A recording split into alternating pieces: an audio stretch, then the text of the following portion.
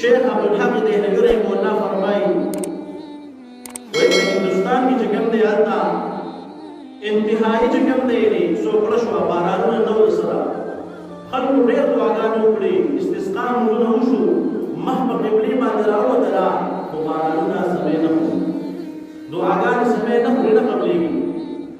وی بدل وقت کی چکم دے پیو مقابان دی ناسی یو کس دے اگر روان دے پیادا اوخی چکم دے تکل نیولے دے پیادا روان دے بل کس دے اگر چکم دے پا اوخ باندې چکم دے سور دے او دی چکم دے دا سے روان دے پیوزے کی مجموعی دلا گڑھوی دلا خلق راجا مشوی دی آقاو دے دے سب مسئل دے داخل کلی راجا مشوی دی وی دے دا چکم دے دیو دو آگانی واری دا باران مسئل دا باران نکی کی تکلیف دے دے فرار مشوی دی پیخام ورے کزا دعا کو کچھ قبلے گی کنا قبلے گی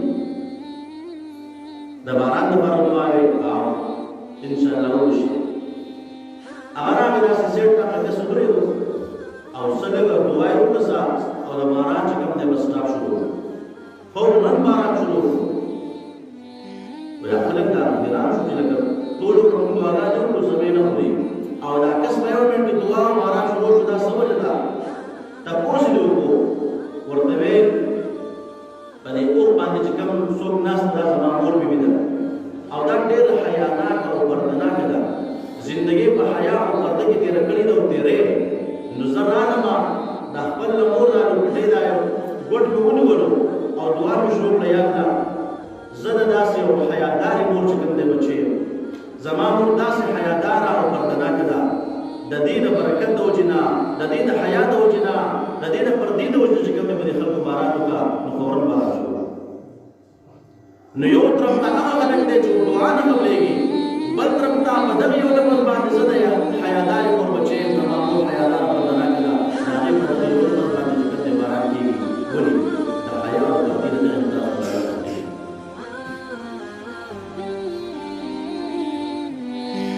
حضرت فاطمہ رضی اللہ تعالی عنہ پیغمبر باندې د نبی رسول الله والسلام والا راغلا نبی رسول الله والسلام دوی وی فاطمه ولې راغلي ولې دا د روټین میاشتې نه رسو میاشتې د فکر سوال دې کې یا دا عام ورځ چې کوم دا میاشتې پھر آکے گی تا میاشت اللہ نوی میاشت اللہ جسوک نوی میاشت لی ناغی دل دعا دا سنت رکھدا اللہم احلو علینا بالنور والایمان والسلامت والاسلام والتوفیق لما تحب وترضى ربی ورسول نو آئے تا میاشت اللہ ودا اللہ رسول خاموش بید کو نا میاشت اللہ ولی تا میاشت اللہ سبب اللہ ودا اللہ رسول میاشت بزکر اللہ نبی میاشتا عموماً خلق چې کوم دی ګوري چې نن به راشي په سبا به راخېږي د نوي میاشتې د خلکو نظري او خاص کر په رجوع په خدای کې په زموږ ټول نظري نو ورته وایي چې کوم دی څه وجه ده چې تا دا میاشت نه دی لیدلې وایي د الله رسوله ما ویل چې دا نوي میاشته ټول خلک په دې نوي میاشته ګوري او که زه ورته وګورم زما او د پردو سړو نظر به په یو میاشت باندې پرېوځي دا ما ته مناسب نه چې زما او د هغې نظر په میاشت پرېوځي دا نه چې په یو بل پرېوځي نه هغې په میاشت پورې زه وګورم دا زما د حیا او د غیرت د خلاف کار دی ما ځکه دا میاشت دا چې کوم دی د نبي اسلام د لور مبارک چې کوم دی پرده ده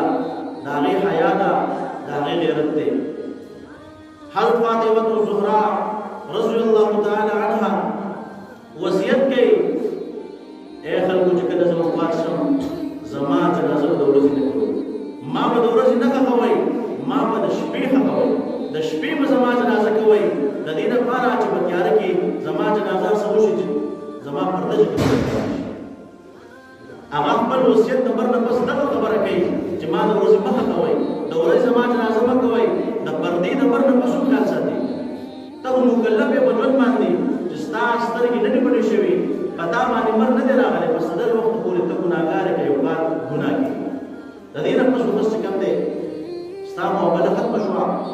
د شریعت احکام سره ختم خو هغه د مرګ نه پسو نه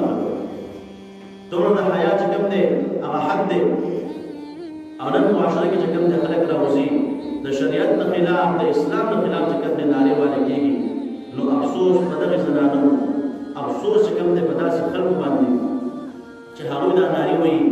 یا خو د اسلام نه خبر نه دی او یا خو چې کوم دی یو ضد راغستی دی او غلط نارې چې کوم دی نو انشاءالله موږ دعاګانې کوو چې الله پاک دا خلک په خپل خبرو خفه کړي